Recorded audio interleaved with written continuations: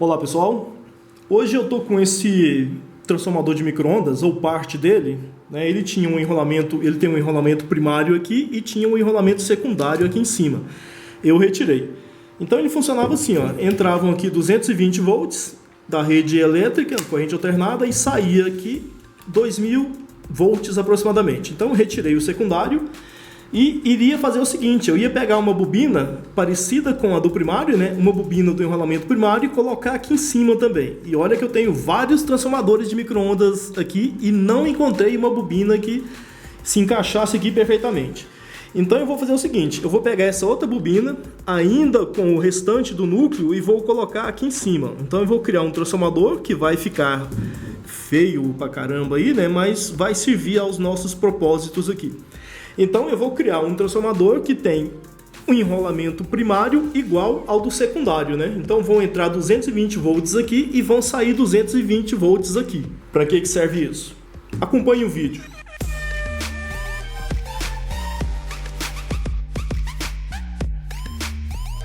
Bom, para conectar o nosso transformador na rede elétrica, eu vou ligar ele em série com esse gerador de vapor que tem potência de 800 watts. O nosso transformador, como ele está sem o núcleo aqui em cima, né? Então, se eu ligar desse jeito, como o nosso núcleo não está fechado, ele vai extrair da rede elétrica uma corrente maior do que talvez ele possa suportar. Então, ele pode se aquecer muito a ponto de queimar.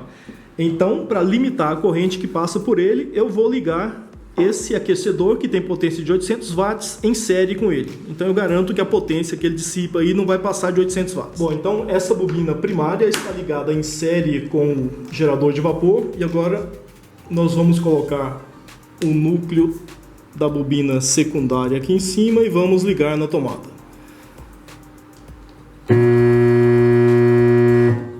Bom, eu sei que esse barulhão impressiona muita gente, então para diminuir esse ruído eu vou amarrar aqui com arame e vamos colocar isso aqui em cima de um abafador. Bom, então amarramos aqui com um arame, vamos colocar também esse abafador, vamos colocar uma esponja aqui.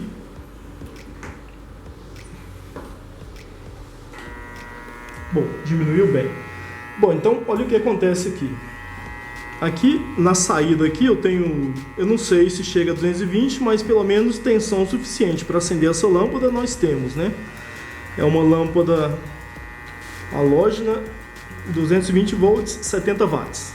Então consigo acender essa lâmpada. Bom, então nesse transformador, onde o número de enrolamentos na entrada é igual ao da saída, esse tipo de transformador é conhecido como transformador isolador. Apesar de entrar 220 volts da rede elétrica aqui e sair 220 volts no secundário, a vantagem que eu tenho é o seguinte: num desses terminais aqui, num desses pinos aqui atrás, se eu tocar, eu vou tomar choque. No outro não, o outro está aterrado. Se eu tocar num deles, eu vou tomar choque, no outro não. Aqui, se eu tocar num deles, não tem problema nenhum. Se eu tocar no outro, também não. Só tomo choque se eu tocar nos dois. Então, é uma vantagem, né, que ele fornece algum isolamento. Bom, nós trouxemos o dispositivo todo aqui para o quintal, né? Aqui nós temos o solo mais úmido e vai servir para mim fazer uma demonstração para vocês. Bom, isso daqui, ó, é uma lâmpada neon. É uma lâmpada que acende com tensões a partir de 80 volts. Então, nós conectamos os terminais dela aqui nesse cabo e nesse. E vamos fazer o seguinte: vou colocar essa estaca metálica aqui no chão, não precisa ser muito profundo. Vou conectar um dos terminais da lâmpada de neon nessa haste e vamos ligar o outro terminal na rede elétrica. Então nós temos aqui uma extensão, conectada a essa extensão nós temos esse cabo. E olha o que acontece. Um dos polos é o polo negativo, né? É o neutro, e o outro é o polo vivo da rede. Então, se eu conectar no polo vivo, essa lâmpada acende. Aqui não.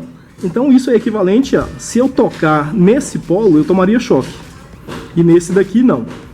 Então, olha o que acontece então, ó. Polo positivo, polo negativo. O polo negativo não nos dá choque porque ele foi aterrado desde do gerador, desde a usina hidrelétrica. O polo negativo está sendo aterrado. Inclusive, quando chega na sua casa, existe um aterramento no padrão de energia da sua casa. Nesse dispositivo que a gente criou, nós não temos esse aterramento, né? Os dois polos, né? Nenhum dos dois polos está aterrado. Então olha o que acontece quando eu vou até lá e ligo a minha lâmpada.